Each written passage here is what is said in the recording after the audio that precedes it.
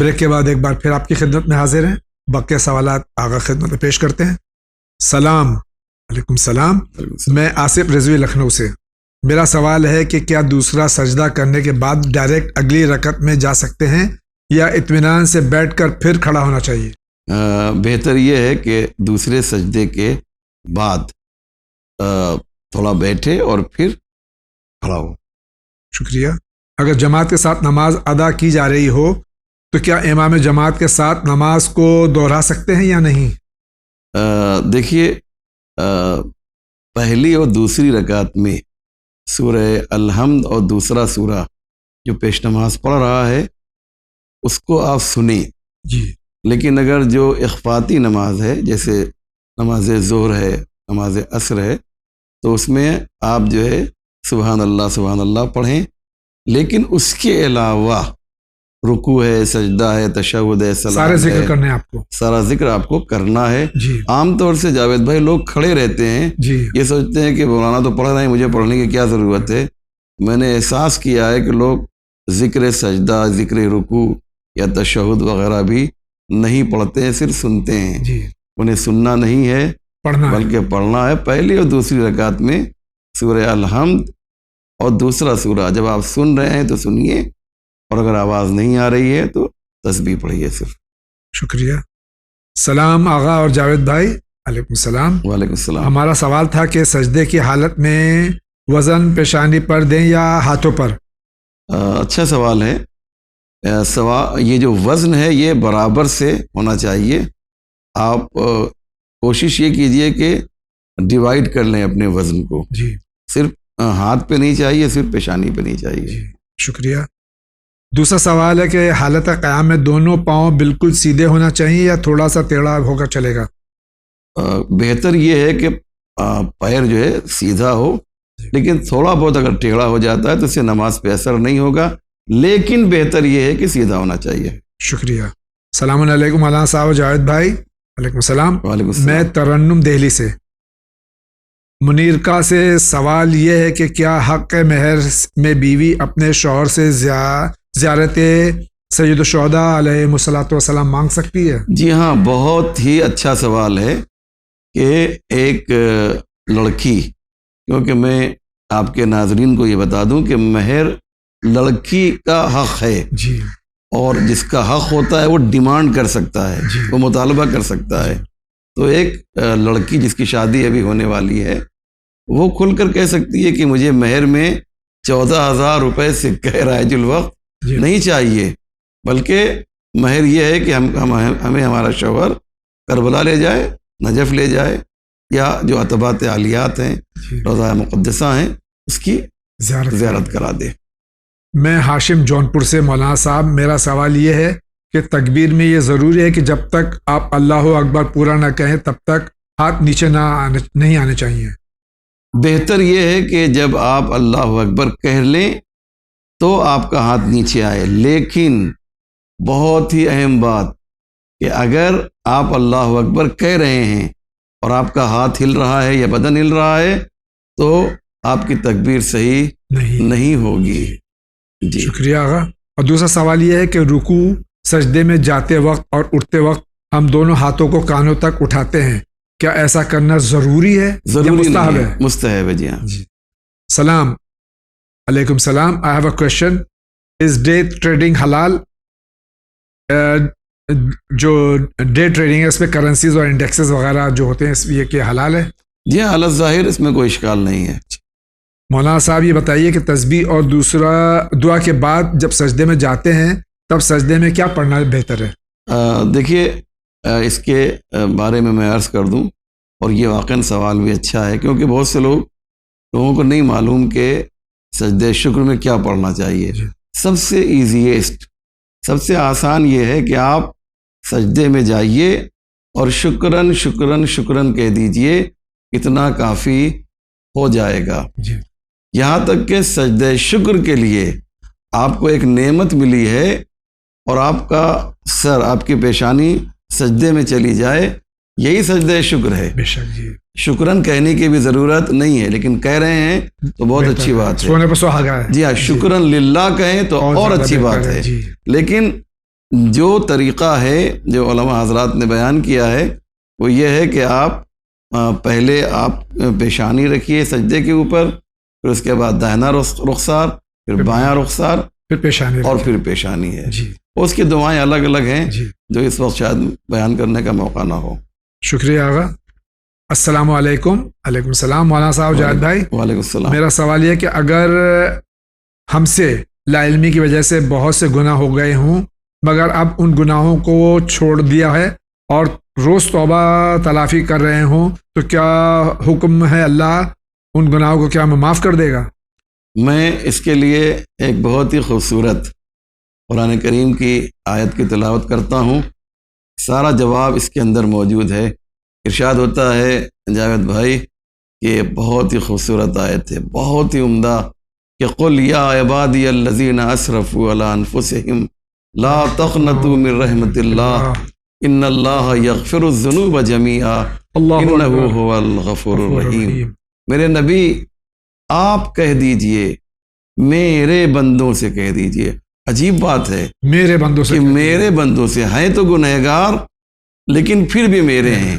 ہمارے یہاں کیا ہوتا ہے کہ اگر کوئی مجرم ہو، کوئی غلط کام کر رہا ہو، مثلاً اس کو پولیس نے پکڑ لیا ہو اور میرا رشتہ دار ہے بہت قریبی، میں ادھر سے گزر رہا ہوں اور کوئی مجھ سے پوچھ لے کہ آپ ان کو جانتے ہیں، آپ کا یہ رشتہ دار ہے تو اپنا، لیکن میں اسے اپنا نہیں کہوں گا، نہیں میں اس کو نہیں جانتا ہوں، پتہ نہیں کون ہے.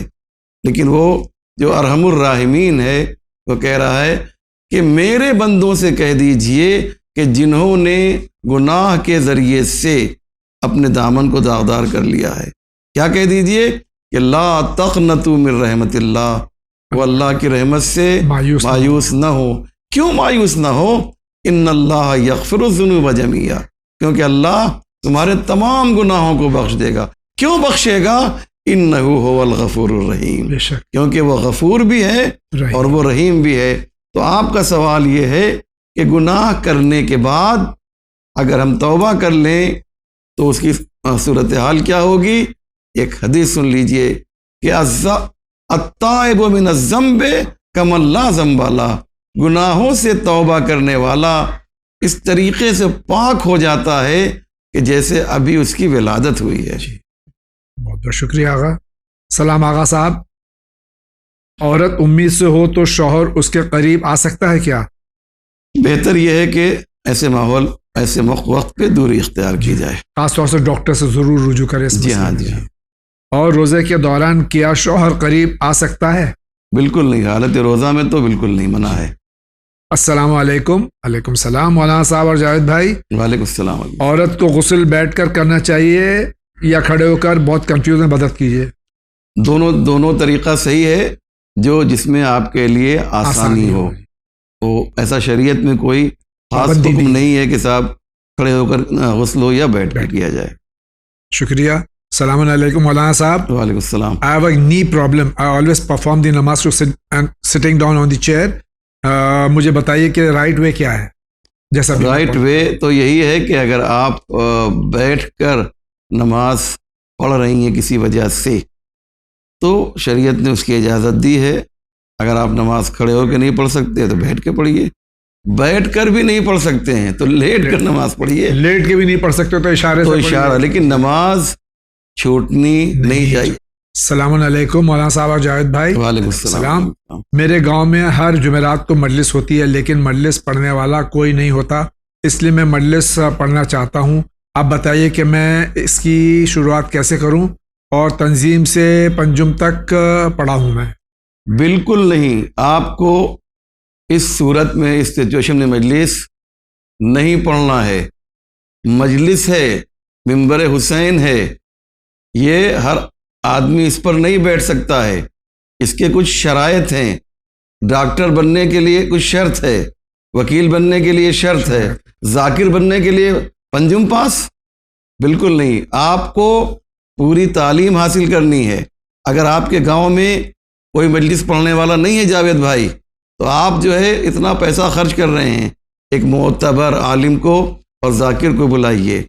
لیکن آپ کو پڑھنے کی خواہش ہے تو کتاب دیکھ کے پڑھ لیجئے، کتاب دیکھ کر پڑھیے، ٹھیک ہے، لیکن بہتر یہ ہے کہ ہمارے پاس جب علماء اویلیبل ہیں تو آپ ان کو بلائیں. ان کی خواہش ہے کہ مجھے مجلس پڑھنا ہے، اس کے لیے آپ کو تعلیم حاصل کرنی ہوگی. ایک اچھے عالم سے رابطہ قائم کیجئے، کم سے کم 4-5 سال آپ محنت کیجئے گا، پھر شاید آپ ممبر پر آ سکیں، شاید میں کہہ رہا ہوں. شکریہ. السلام علیکم. وعلیکم السلام. وعلیکم السلام. میرا آپ سے ایک سوال تھا، لڑکی کو سسرال میں ساس سسرال کی خدمت کرنا واجب ہے، اور ننند اور دیور کے شوہر کی سب کی کیا حقوق ہیں؟ بالکل واجب نہیں ہے. ایون جو ہے میں یوں کہہ سکتا ہوں کہ لڑکی کی ساس، جی، نند اور کیا نام لیا، سسر، جیٹ، دیور، جو بھی ہے، جیٹ، دیور، یہ تو بعد میں آتے ہیں، پہلے شوہر آتا ہے. شوہر بھی اس عنوان سے کہ تم میری بیوی ہو اس لیے تمہیں کام کرنا ہے، شوہر بھی نہیں کہہ سکتا. جاوید بھائی، ایک گلاس پانی بھی شوہر ڈیمانڈ نہیں کر سکتا ہے، لیکن اس کا اخلاقی فرض ہے کہ وہ بیوی جو ہے کام کرے. بچے کو دودھ پلانے تک اگر پیسہ مانگ سکتی ہے وہ کہ میں نے تمہارے بیٹے کو دودھ پلایا ہے. یہ بات ہضم نہیں ہوگی، مجھے معلوم ہے. جو میں ابھی پڑھ رہا ہوں، بہت سے لوگ اعتراض کریں گے. جو ساس ہیں وہ مجھ سے اس وقت جو کبھی بہو تھی، جو کبھی تھا، یہ بالکل صحیح ہے، لیکن ان کو اچھا نہیں لگ رہا ہوگا کہ مولانا کیا کہہ رہے ہیں. ایسی ہماری بہو ہماری بات نہیں مانتی تھی اور انہوں نے جو ہے کیا کہہ دیا کہ مسئلہ یہ بتا دیا. دیکھیے، میں بہو سے بھی گزارش کر رہا ہوں، خالی ساس سے نہیں، کہ وہ آپ کے شوہر کی ماں ہے، تو کم سے کم یہ تو خیال رکھیے کہ جو آپ کا سرتاج ہے وہ اس کی آغوش میں پلا ہے، اس نے بڑا کیا ہے، تب تو وہ اس لائق ہوا ہے کہ آپ کا شوہر ہے. تو میں نے مسئلہ بتا دیا، تو مسئلے کو مس یوز نہ کیجیے گا. بہتر یہ ہے کہ آپ اپنے ساس کا خیال رکھیے، اپنے بزرگوں کا خیال رکھیے جو آپ کے سسرال میں ہیں. لیکن یہ بات اپنی جگہ پہ صحیح ہے کہ شوہر کو کوئی حق نہیں ہے کہ وہ ڈیمانڈ کرے، مطالبہ کرے کہ میں شوہر ہوں لہذا مجھے چائے پلانی ہے، میرا کام کرنا ہے. قطعاً نہیں، اسلام اس کی اجازت نہیں دیتا ہے. شکریہ. السلام علیکم سر. وعلیکم السلام. وعلیکم السلام. میرا کوشچن یہ ہے کہ جب ہم کسی بک کو پڑھتے ہیں، پھر دوسرے پیج پہ جانے کے لیے ہم اپنی انگلی کو ہونٹوں پہ لگا کے گیلا کرتے ہیں، تو کیا دوسرا پیج جس کا قرآن کے ساتھ یا اس طرح کی کوئی کتابوں کیا صحیح ہے؟ بالکل صحیح ہے، کوئی حرج نہیں ہے. شکریہ. سلام. وعلیکم السلام. شیعہ سجدگاہ کیوں رکھتے ہیں؟ کیا قرآن سے یہ ثابت ہے؟ بہت سی کتابوں میں، جو ہماری بھی کتاب ہے ان کی کتاب ہیں، اس میں یہ روایتیں موجود ہیں کہ پیغمبر اسلام نے جو ہے وہ سجدہ کیا ہے لیف یعنی پتے کے اوپر، اور وہ پتا کہ جو کھایا نہ جاتا ہو. اور ہم لوگ جب مٹی پہ کیا ہے، اور ہم لوگ جب سجدگاہ کی ایک شکل دیتے ہیں، گول دائرے کی شکل دیتے ہیں، تو لوگ کہتے ہیں کہ صاحب یہ لوگ اس کو بت بنا کے سجدہ کر رہے ہیں. یاد رکھیے گا، سجدگاہ کو سجدہ کرنا اور ہے، سجدگاہ پر سجدہ کرنا. السلام علیکم جاوید بھائی. مولانا صاحب. علیکم السلام. My husband died, never gave me حق مہر as I demanded several times even though he had my debts on him. He claims he'll return but died. ان کے شوہر بغیر ان کے التجا کرتے ہوئے، مطالبہ کرتے ہوئے بھی حق مہر نہیں دیا اور انتقال کر گئے. جی ہاں، یہ اچھی بات ہے اور اچھا سوال ہے، یہ سب کے لیے ہے. پہلی بات تو یہ ہے کہ جب شادی ہو رہی ہو، نکاح ہو رہا ہو، تو نکاح کے موقع پر پہلا کام یہ ہو کہ مہر ادا کر دی جائے، یعنی فوراً دی جائے. ابھی مولانا نے انکہت و قبل تو شروع نہیں کیا ہے، پہلے جو ہے شوہر صاحب، دولہے صاحب مہر جو کچھ بھی ہے اس کو دے دیں. لیکن اگر نہیں دی ہے تو جتنی جلدی ہو سکے دیں. اب اگر ان کا انتقال ہو گیا، دنیا سے وہ چلے گئے، تو جاوید بھائی مسئلہ مشکل ہو جائے گا. وہاں پہ یہ عورت مانگ سکتی ہے، لہذا وہاں پہ وہ مانگے. اس سے بہتر یہ ہے کہ ان کی جو میراث ہے، جو دولت چھوڑ کر گئے ہیں، پہلے ان کے واجب کو ادا کیا جائے، پھر میراث تقسیم کی جائے. مثلاً کسی سے قرض لیا تھا, نہیں دیا ہے, تو پہلے قرض ادا کیا جائے گا. حج واجب تھا اور حج پہ نہیں گئے تو پہلے حج ان کی طرف سے کیا جائے گا. ایسے ہی مہر ادا کی جائے گی, پھر اس کے بعد جو ہے ان کی میراث تقسیم کی جائے گی. لہذا میرے بھائیوں, میں اپنے بھائیوں سے یہ مخاطب ہوں کہ شادی کے موقع پہ مہر دیجئے. اگر نہیں دیا ہے تو ابھی بھی وقت ہے, دے دیجئے. نہیں تو کیا ہے, وہاں پر آپ سے سوال ہو سکتا ہے. وہاں دینے کے لیے آپ کے پاس پیسہ نہیں ہو, وہاں پہ پیسہ نہیں ہوگا, اعمال دینے پڑیں گے. بالکل صحیح بات ہے, جی. اعمال دینا پڑے گا. وہاں پہ جو ہے باقاعدہ حساب کتاب ہوگا. آپ کی نیکیاں جو ہے ان کو اتنی نماز لے لیجئے, حق مہر جو ہم نے آپ کو نہیں دیا ہے, اتنا روزہ لے لیجئے. کچھ بھی ہو سکتا ہے, روایتوں میں ایگزیکٹ نہیں ہے کہ کیا ملے گا, لیکن آپ کا وہاں پر آپ کے نیک اعمال شاید لے لیے جائیں, تو بہت مہنگا پڑ جائے گا پھر. شکریہ آغا. السلام علیکم. وعلیکم السلام. میرا ایک سوال ہے, جب کسی لڑکی کی شادی ہوتی ہے تو کیا 1 سال تک کسی مرحوم کے 40ویں اور تیجوں کا کھانا کھانا جائز نہیں ہے؟ اور جب کوئی لڑکی حاملہ ہو, پریگننٹ ہو, تو کسی مرنے والے کے سامنے نہ آ سکتی ہو؟ امید کرتا ہوں اس سوال کا جواب نیکسٹ ویک میں ضرور دیجیے گا. جواب ضرور دیجیے گا, کیونکہ یہ رسم چلی آ رہی ہے. اسلام میں اس کا کوئی کنسپٹ ہے کیا؟ یہ تقلید, کسی کی تقلید کرنے نے لکھا آغا سیستانی حفظ اللہ کی, اس کا کیا جواب ہے؟ یہ جو سوال ہوا ہے جاوید بھائی, ایسا کچھ نہیں ہے. اسلام میں کوئی ایسا کانسیپٹ نہیں ہے کہ 40ویں کا کھانا نہیں کھا سکتے, یا کوئی بھی مجلس مثال ثواب ہے. یہ غلط فکر ہے.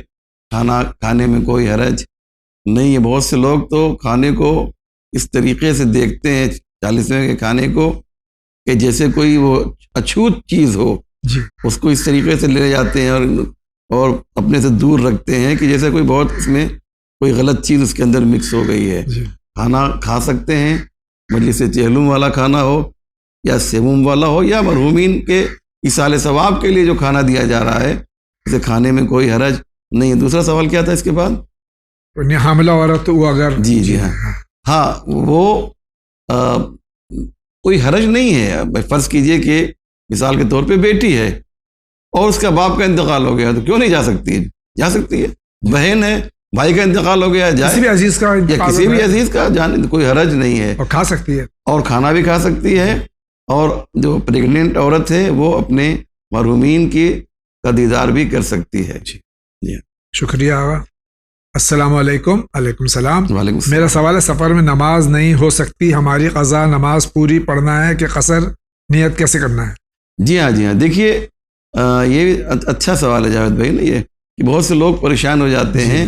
جیسے فرض کیجیے آپ رہنے والے بامبے کے ہیں, اور آپ چلے گئے دلی. دلی آپ 4 دن دلی میں رہے, تو آپ کی نماز کیا ہوگی؟ قصر ہوگی. اور آپ مثال دے رہا ہوں, آپ سے یہ ممکن نہیں, میں جانتا ہوں, لیکن یہ کہ آپ نے ایک ظہر عصر کی نماز نہیں پڑھی, اللہ یعز باللہ, ایسا ہے نہیں, مثال ہے. تو وہاں پر جو نماز آپ کی قضا ہوئی ہے, اب اسے آپ بمبئی میں آ کر ادا کرنا چاہتے ہیں, پڑھنا چاہتے ہیں, تو وہ نماز چونکہ وہاں پر قضا ہوئی ہے اور اس وقت قصر تھی, اگر پڑھتے تو 2 رکعت پڑھتے, تو یہاں پہ جو قضا ہوگی وہ 2 رکعت ہی پڑھی جائے گی. لیکن اس کو پلٹ دیجئے, آپ کی یہاں پہ نماز قضا ہوئی بمبئی میں, نہیں پڑھ سکے ظہر کی نماز, اور چلے گئے مثلا دلی چلے گئے, اس نماز کو آپ کو وہاں پڑھنا ہوگا, تو وہاں پر ادا پڑھیں گے, پوری نماز پڑھیں گے. شکریہ. سلام جاوید بھائی مولانا صاحب. وعلیکم السلام. مجھے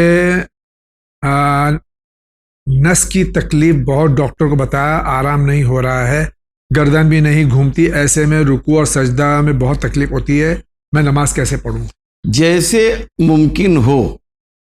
اگر آپ فرض کیجئے کہ عام طریقے سے جیسے لوگ نماز پڑھتے ہیں, آپ نماز نہیں پڑھ سکتے, گردن کی تکلیف ہے, تو جیسے آپ رکوع کر سکتے ہیں, سجدہ کر سکتے ہیں, اس میں شریعت نے آپ کو تکلیف ما لا یطاق, یعنی وہ کام جو آپ نہیں کر سکتے وہ کرنے کے لیے نہیں کہا. ایک شخص ہے جو 25 کلو اٹھا سکتا ہے, تو وہ کیسے 50 کلو اٹھا سکتا ہے؟ نہیں, شریعت نہیں کہتی ہے ایسے لوگوں سے.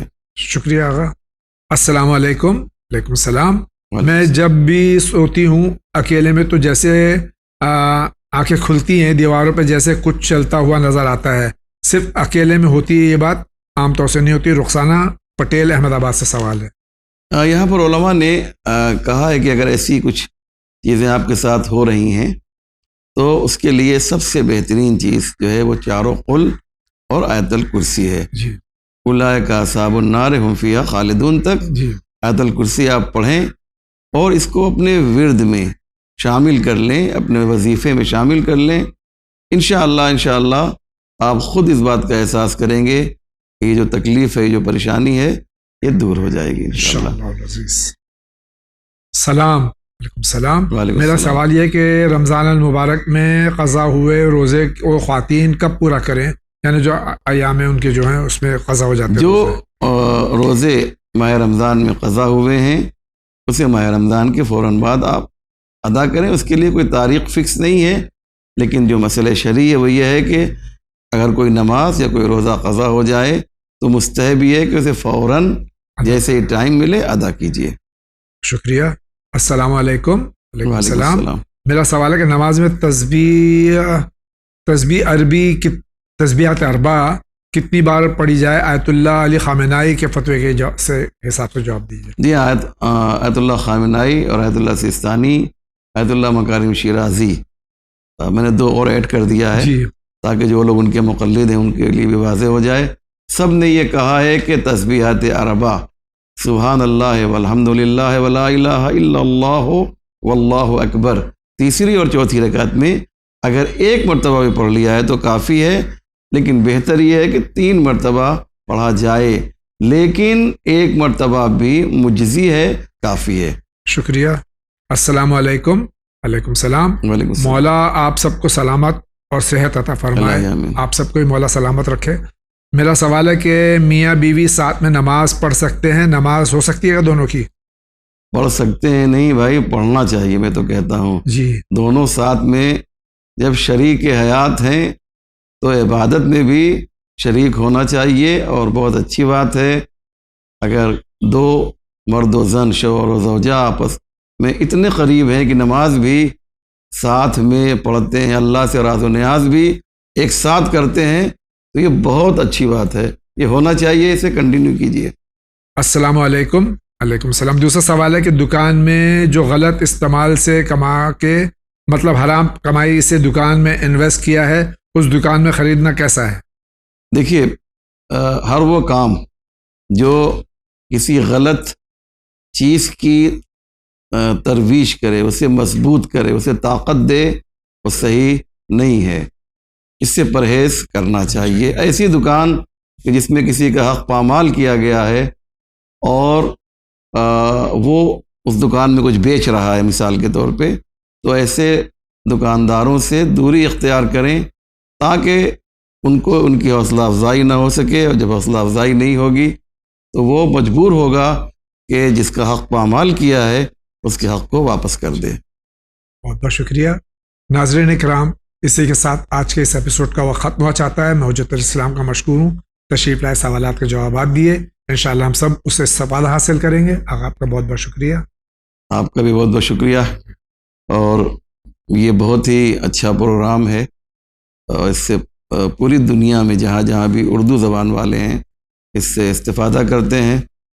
میں آپ کے لیے بھی اور آپ کی پوری ٹیم کے لیے بھی بحق چہاردہ معصومین دعا کرتا ہوں کہ پروردگار اس امر خیر میں آپ لوگوں کو ترقی مرحمت فرمائے. بہت بہت شکریہ. ناظرین کرام اجازت دیجیے، انشاءاللہ زندگی رہی تو پھر آپ سے ملاقات ہوگی. وآخر دعوانا ان الحمد للہ رب العالمین.